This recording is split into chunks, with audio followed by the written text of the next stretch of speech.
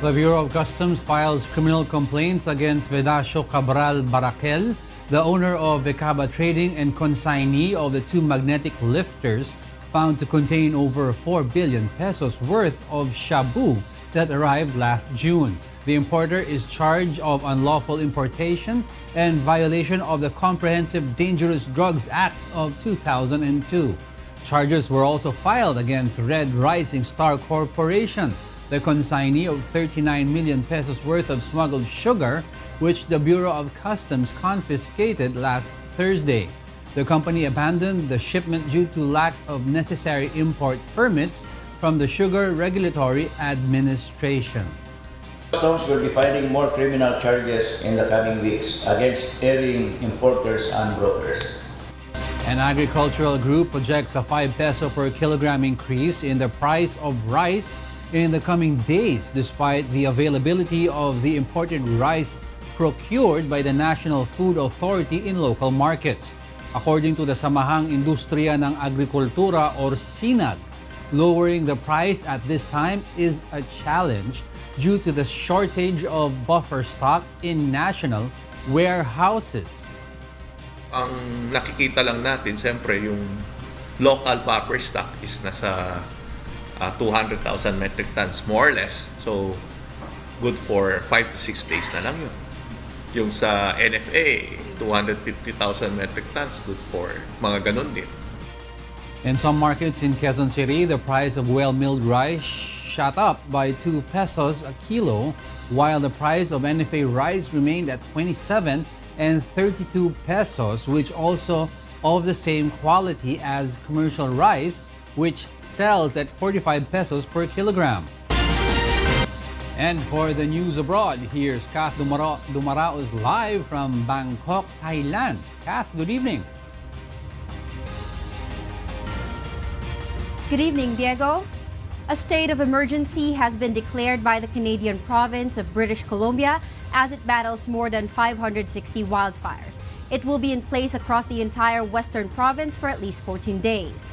Hot and dry conditions with a risk of thunderstorms in some parts of BC are expected to continue over the coming days.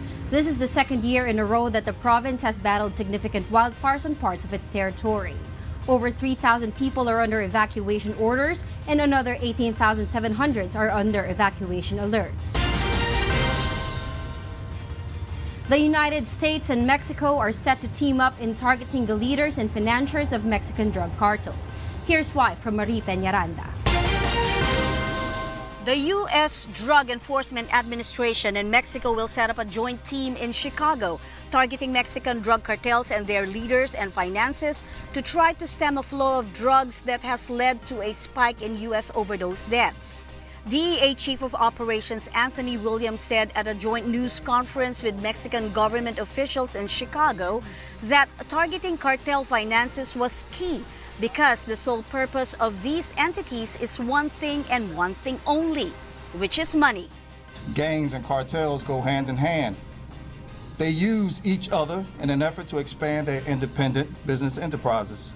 By taking away their source of revenue and their ability to make a profit, we take away their influence and their perceived authority and control of our neighborhoods. Mexico remains the principal highway for cocaine to the United States and has become the top source of heroin, which is fueling a surge in opioid addiction in the United States. It is also a major supplier of methamphetamine. Estamos demostrando al mundo que la cooperación. We are showing the world that comprehensive cooperation with defined strategies and converging objectives will put us on a path to better results. Combining our efforts closes space to impunity by offering justice and security to our nations. Seguridad a nuestras naciones. For the past 12 years, Mexico has fought the violent cartels by deploying thousands of police, soldiers, and intelligence officers. Mexican President-elect Andrés Manuel López Obrador, a left-leaning nationalist, has vowed to shake up Mexico's war on drug cartels after he takes power in December. However, U.S. President Donald Trump has irked Mexico with demands that it pay for a border wall and his comments that it does nothing to slow illegal immigration. He has also pushed to revamp the North American Free Trade Agreement or NAFTA to favor the United States. But despite differences with the Trump administration on migration and trade issues, officials and security experts in the United States have applauded long-running bilateral efforts to crack down on drug gangs. Marie Peñaranda, UNTV News and Rescue, USA. Italian authorities on Wednesday blame a deadly bridge collapse in Genoa on the highway operator, who they claim put profits before maintenance, while rescuers continued to dig for survivors in the wreckage. The Morandi Bridge, located in northern Italian port city of Genoa, collapsed during a torrential downpour shortly before noon on Tuesday, killing 35 people. There were about 30 vehicles on the bridge when it collapsed. The vehicles, as well as concrete and debris, fell 45 meters to the ground when the bridge crumbled. Italian Prime Minister Giuseppe Conte announced after an emergency cabinet meeting in Genoa that government would start the process of recovering the operating concessions from Autostrade per l'Italia, the highway bridge operator. 48 people have been killed in a suicide bombing in Kabul, Afghanistan. Meanwhile, a record number of Venezuelan migrants are seeking refuge in Peru. Kat Carriedo tells us why. In Afghanistan, 48 people have been killed and 67 injured in a bomb explosion at an education center in Afghanistan's capital, Kabul. Police say a suicide bomber walked into the center while teaching was underway and detonated his bomb belt.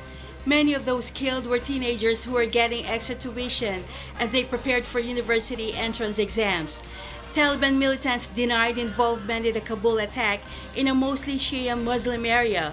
On the same day, the Taliban said it could no longer guarantee safe passage for Red Cross staff working in Afghanistan amid a row over the treatment of Taliban prisoners in a jail in Kabul.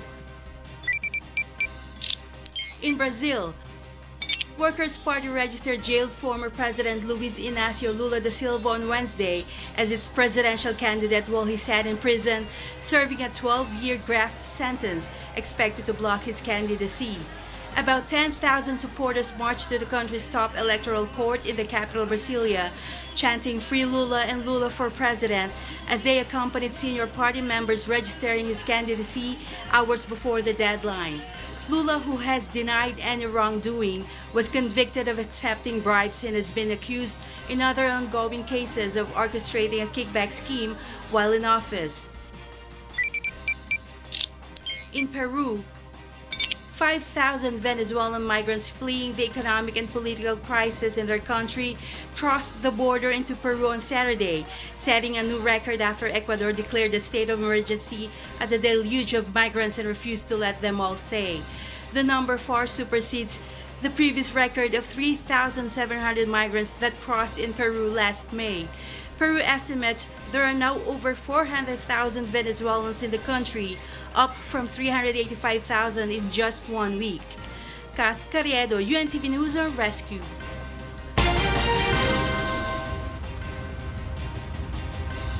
And those are the news from the other parts of the globe. Back to you, Diego. Thank you, Kath Dumaraos from Bangkok, Thailand.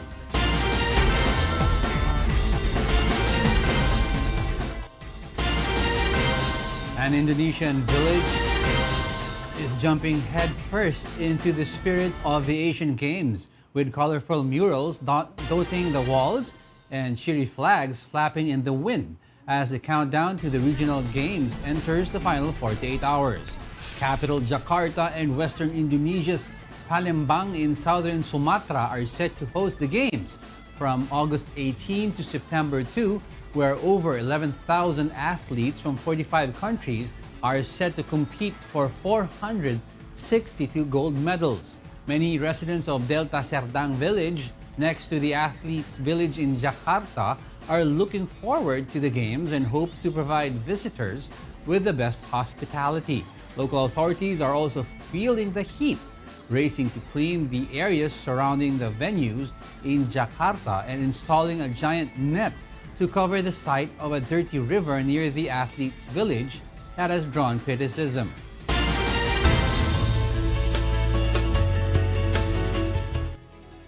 Flying, dancing, and bartending robots are showcased at a conference in Beijing, with a life-size replica of former Chinese NBA basketball star Yao Ming serving as another popular highlight.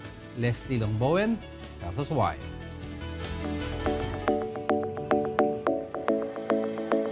China's third annual robot conference kicked off in Beijing on Wednesday with robotic flying and dancing all on display. German automation firm Thio showcased its bio-inspired semi-autonomous robotic bat.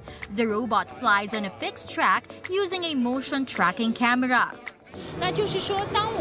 When the robotic flying fox bat is flying on a fixed track, it has to adjust the route due to a barrier or accident.